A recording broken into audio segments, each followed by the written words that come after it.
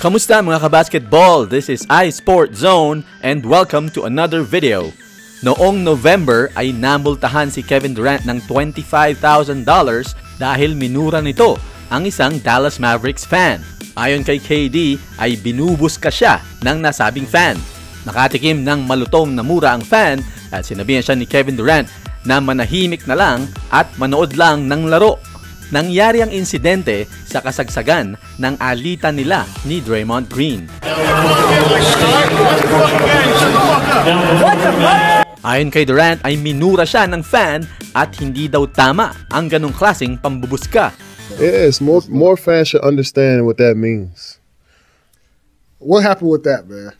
Grown men can't come to a game and heckle grown men. That's corny and that's weak. You come into a game to heckle another grown man. You soft, you weak. Draymond this, Draymond that. Yeah. You a bitch. Like, you going to sleep as a grown man doing that to another person. Yeah. At sa panibagong insidente ay napikon na naman si KD dahil kinuha ng isang fan ang kanyang sombrero.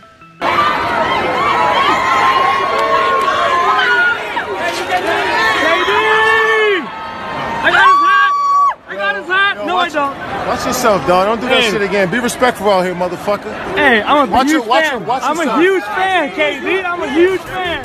Tao lang naman din si Kevin Durant na napipikon, kaya hindi natin siya masisisi sa kanyang ginawa. Lalo na kung hindi rin karespe-respeto ang aktong ginawa ng tagahanga. Kaya lang mga kabasketball ay sana hinabaan pa ni Kevin Durant ang kanyang pasensya para hindi na humantong sa pagmumura. Dahil ang mga basketball players ay itinuturing din na role models ng milyong-milyong mga fans. Kasama na dito ang mga bata. Ayan mga kabasketball, ano ang inyong masasabi sa ginawang ito ni Kevin Durant? Isulat lang ang inyong mga reaction or comments sa ibaba. Like, share, and subscribe. This is iSport Zone.